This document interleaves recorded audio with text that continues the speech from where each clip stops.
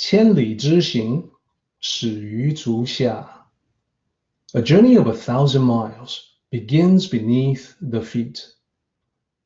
We now gather in the Tao to travel the journey together.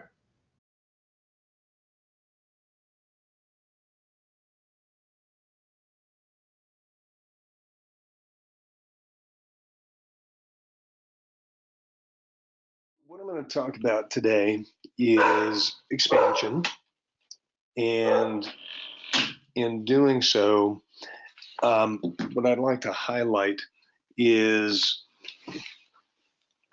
essentially the approaches that we tend to experience from a Western perspective and from an Eastern perspective.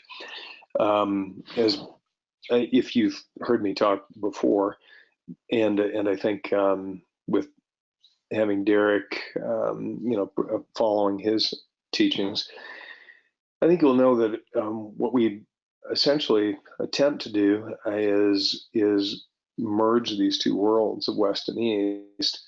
And I know that my life has been forever changed and enriched from the Tao teachings and many of the other Eastern philosophies that I follow and practice. But I'm a guy from Kentucky who grew up with a Western and American lifestyle, and found that there were elements that were lacking that the Eastern pursuits were able to fulfill. So I wanted to just share a piece of that. There's a fair amount to it, but this is one of the components. So let me kind of move forward here. One of the things that we can typically recognize in Western medical treatment and the treatment of the mind and the body is that it's a little bit different than the approaches that we see in Eastern philosophy and Eastern medicine. So when it comes to being broken, when there's something askew, and generally speaking, we all encounter health challenges along the way through our life. We all encounter psychological challenges. If we have even a modicum of self-awareness, we recognize that we all have neuroses that stem from partially environmental conditioning, and one could argue possibly our karma that follows us from our families, from possible, if you believe in reincarnation, other lives. But regardless of the circumstance, there are psychological affectations that absolutely impact our ability to have relationships with other people and a relationship with the world and certainly ourselves. And the way in which we approach our health is extraordinarily relevant because it substantially impacts our mental state as well. So if we look at the Western approach to health, the traditionalists referred to as allopathic medicine, it's very, well, in the past, it's very much been geared towards being able to treat symptoms. So we have a condition, the symptoms arise. How do you manage the symptoms? Well, drugs and surgery are two typical treatment modalities that are used consistently in allopathic medicine. It doesn't mean that no one ever looks at what's causing the problem. That's certainly the case.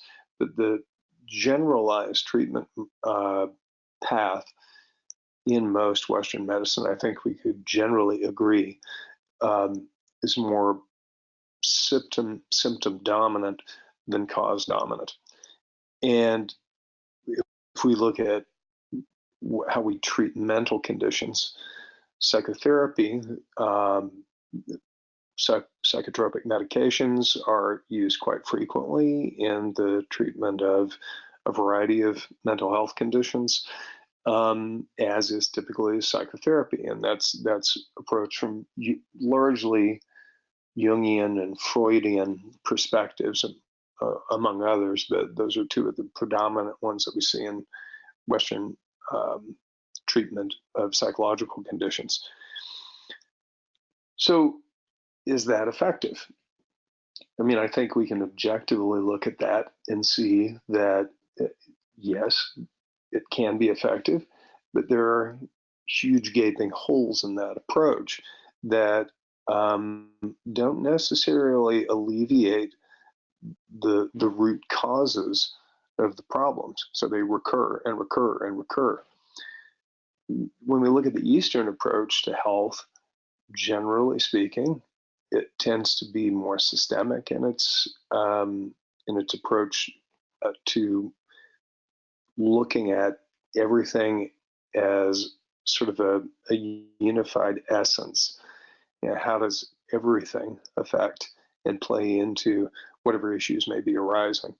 It tends to orient itself towards preventative care and preventative medicine. It emphasizes the use of natural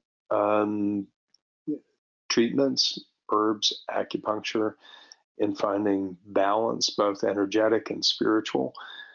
So we see practices like Qigong, external and internal Qigong, acupuncture, acupressure, and we look toward in terms of the psychological and the mental. It's really very tied to the spiritual, and you really don't see a lot of that when it comes to the Western approach. It's very segmented. So you have spirituality over here, you have mental health over here, you have physical health over here, and traditionally they don't cross over very much, but I mean, it's relatively obvious that it does. So the Eastern approach really tends to be more unified. If you look at the approach to mental conditions and how we can manage thoughts and our thought processes, there are different methods by which we can do that. Out of Buddhism, the Four Noble Truths and the Eightfold Path, very comprehensive method of managing the thoughts and understanding through self-examination, one's driving impulses. The Daodejing, essentially a life guide to where we can look at the alignment with nature and how we fit in with nature, and in doing so find greater harmony in our lives. And so we look at the divisions and examination of the material and spiritual existence, and then how that moves us toward liberation. And my experience has been that, while there are certainly multiple sects and strong feelings about how, one approach should take precedence over another, so different divisions of Buddhism, different divisions of Taoism,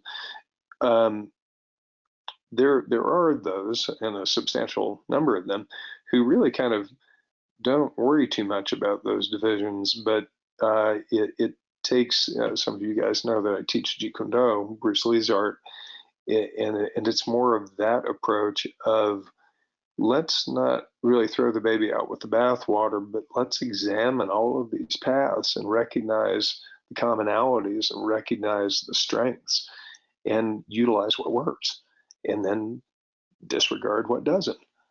That tends to be my guiding philosophy. And of course, there's an inherent assumption that we have the capacity to reason and to be open enough to truly consider multiple paths. So openness is one of the prerequisites for being able to, I think, move in this direction. Now, when we look at stages of evolution and we look at kind of the stages of our life, what I'm going to emphasize today is a path that comes from Hinduism, but I think it really separates and segments these different components of our life experience so that we can isolate them a little bit more easily, and we can begin to really look at those individualized components and see, are we fulfilling our necessary actions as we're in these various phases of life and experiencing these phases of life. So there are four primary categories to this approach. One is called artha, which has to do with the pursuit of wealth, the material, and kama, the pursuit of pleasure. Well, this is desire in the Buddhist world, but when these are pursued unconsciously, we're entrenched in maya, or dukkha, suffering. And I think we can all pretty much agree that when you're entrenched in the world of hedonism, I mean, where all you're doing is satiating those bodily urges, there's kind of no end to the obsession. It just keeps going and going, and it's never ending and unquenchable. And there's something that is always missing. There's something that just won't stop tugging at you. I mean, now you can be unconscious and make yourself unconscious with external aids, booze, drugs, sex, what have you, but there's still going to be something under that will be tugging, that will be saying, that's not quite all of it. That's not quite it. And so this is Dharma. It's the calling and the intention of the soul. This is the path. So we talk about the path a lot, the Tao being the path in both sort of a major and minor scheme.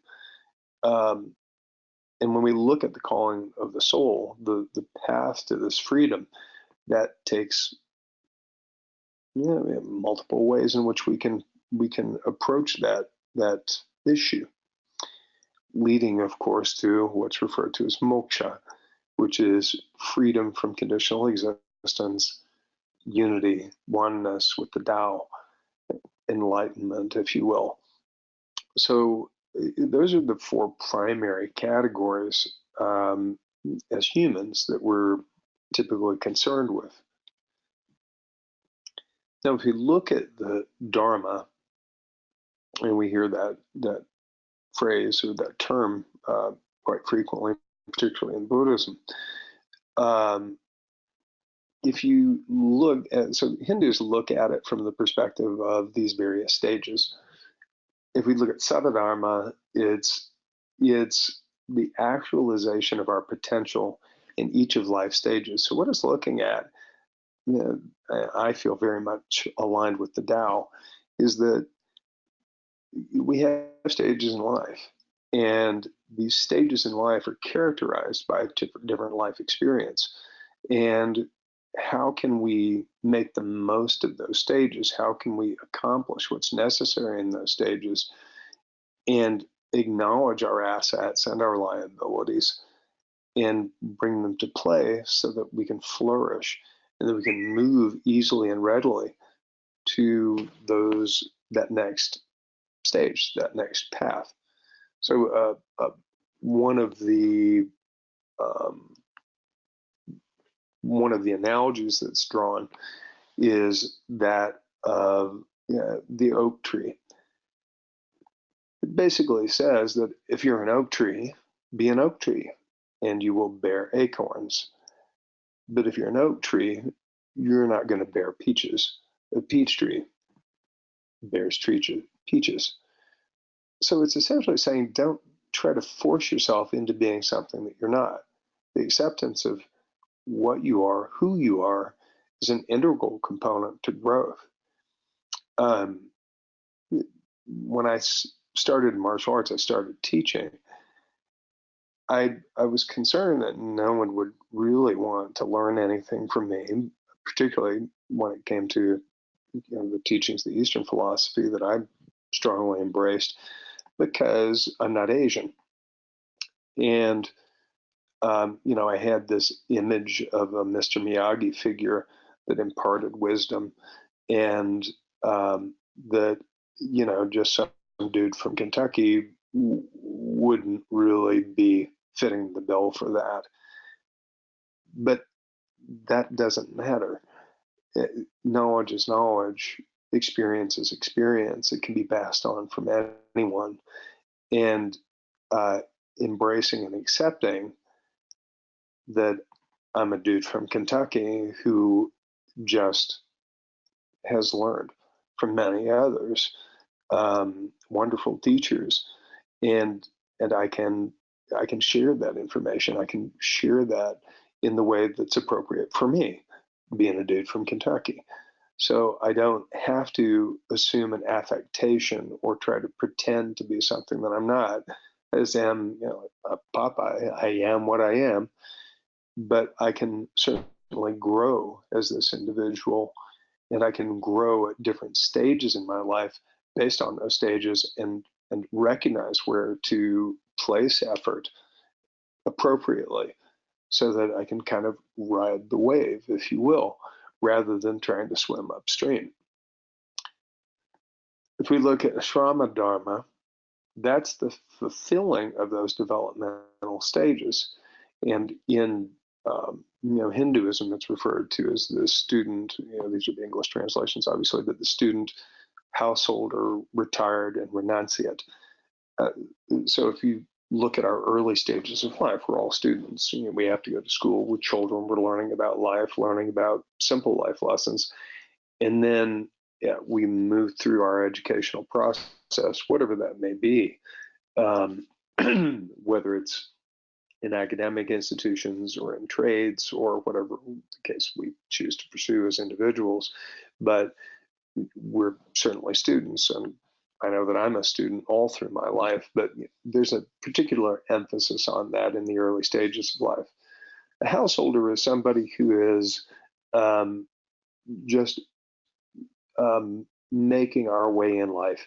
So we're pursuing, as those earlier stages we're referring to, we're pursuing wealth, we're pursuing station, we're kind of creating relationships, we're propagating and having children, and if that's in our path. But we're moving through that stage of life as we kind of establish ourselves. Somewhere later, we retire from that, and that generally tends to be a time that's associated with recreation, of freedom. And then, from the Hindu perspective, is the renunciate, spiritual pursuit. That's asceticism, where in the extreme form, where you give up everything, and your entire life's dedication is to spirituality and union back to the oneness, to the unity from which we came as we come to the end of our lives. Now, Varna Dharma is the interpersonal responsibilities within family, community, nation, and world. So this is part of ashrama dharma and part of Savadharma as well.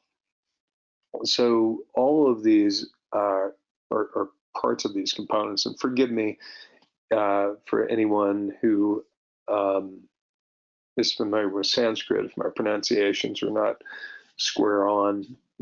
Sorry, I'm from Kentucky and have not studied Sanskrit. So there you go.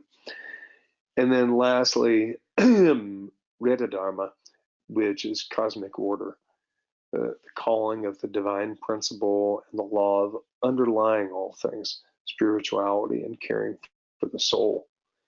So all of these combined, pardon me, these are how we come to unity, how we come to oneness, and that we fulfill our potential as humans in this life. To me, this makes great sense. And it also makes great sense that we don't squander our opportunity and live unconsciously in the pursuit of wealth and pleasure and kind of bury our heads in the sand. But we do open and we do recognize the opportunities that lie before us so that we can grow and expand as we move through life. Now, there's a wonderful book called Path to the Soul from Ashok Bedi, who these are Hindu principles, but he's a Hindu physician who's a psychiatrist.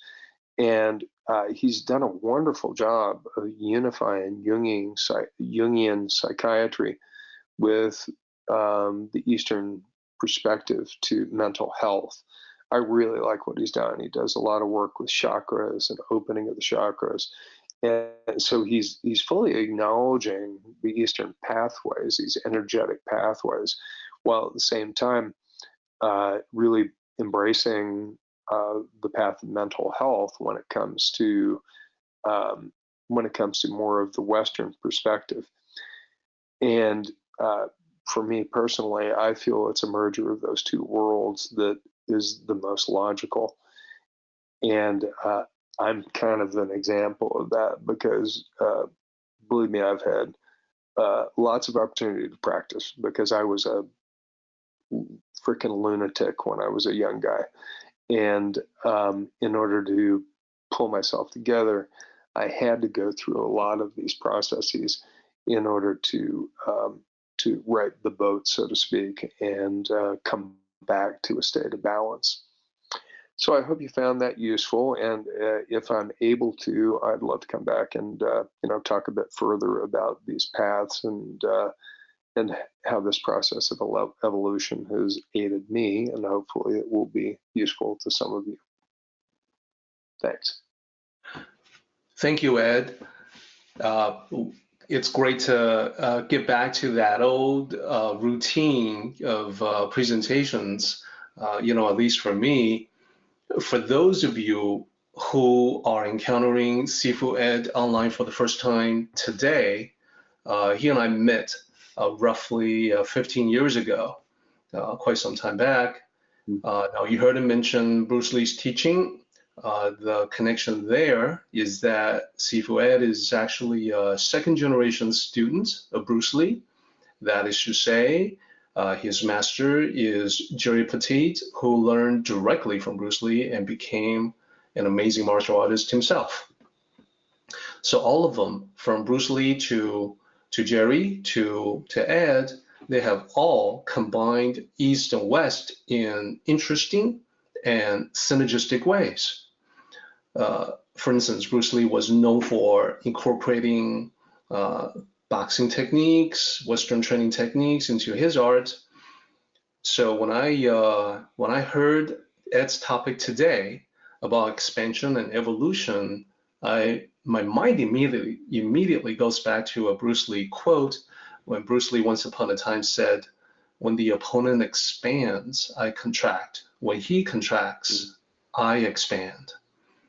So today, you can tell from his presentation that Sifu Ed is very much interested in the mind-body connection. That's actually part of his work, part of his professional interest as a professor at UCLA.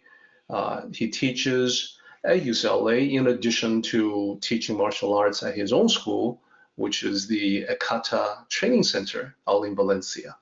So he's definitely combining the various aspects of his life in everything he does.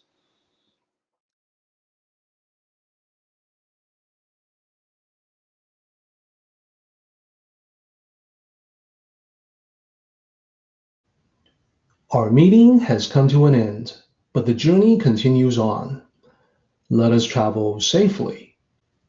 Until next time, may the Tao fill you with peace and happiness.